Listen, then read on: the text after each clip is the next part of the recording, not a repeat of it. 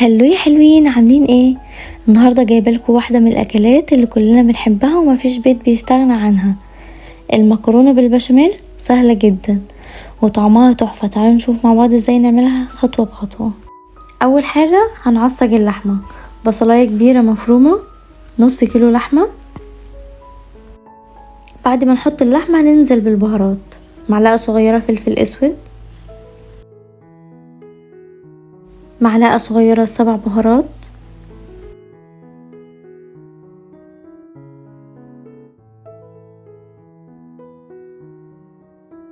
معلقه صغيره بابريكا مدخنه، معلقه صغيره كاري،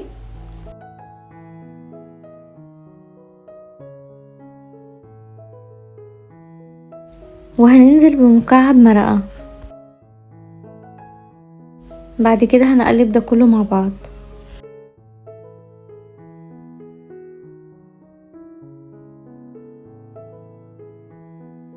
وهننزل بكيسين من الصلصة.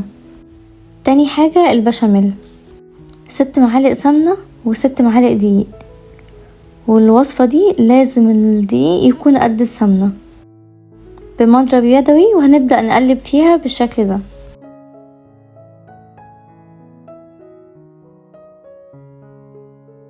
هنفضل نقلب فيها بالشكل ده لحد ما الدقيق ما يستوي لمدة 3-4 دقايق.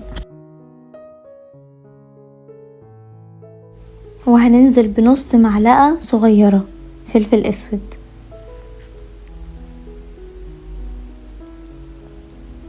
نص معلقة صغيرة كاري،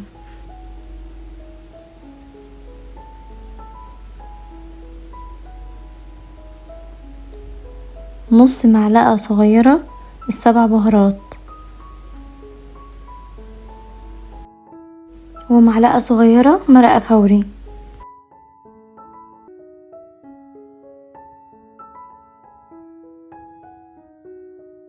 وهنمكس ده كله مع بعض.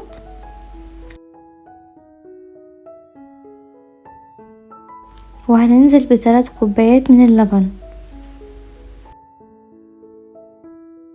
هنفضل نقلب بالمضرب عشان ما يتكتلش معانا.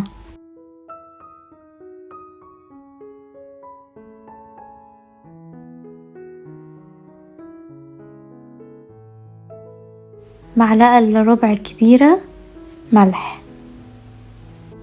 ممكن نحط الملح في الاول مع البهارات، انا نسيت احط.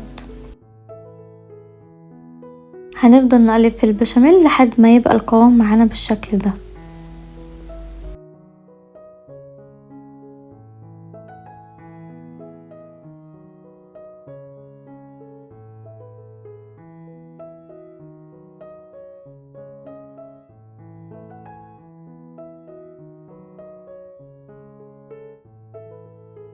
قبل ما نخلص البشاميل ب10 دقايق هنسلق المكرونة.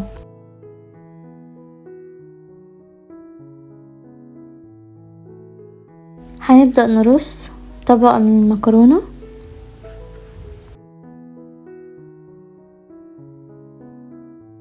هنحط مغرفة ونص من البشاميل وهنقلبها مع بعض.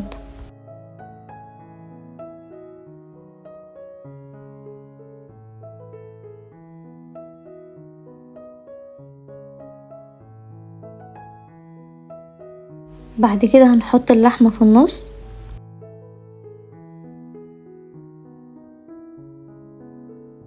وطبقة مكرونة،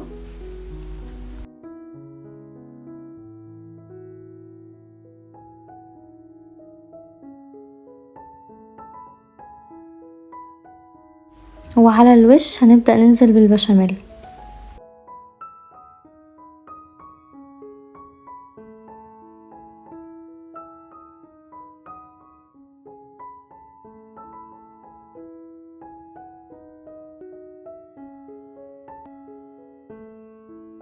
هنبدأ نهز في الصينية كده بعد ما نخلص عشان البشاميل ينزل لتحت.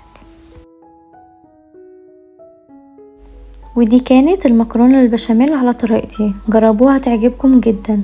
واستنوني في وصفات جديدة. متنسوش تعملوا لايك وشير عشان تشجعوني اقدم لكم وصفات جديدة. باي باي يا حلوين.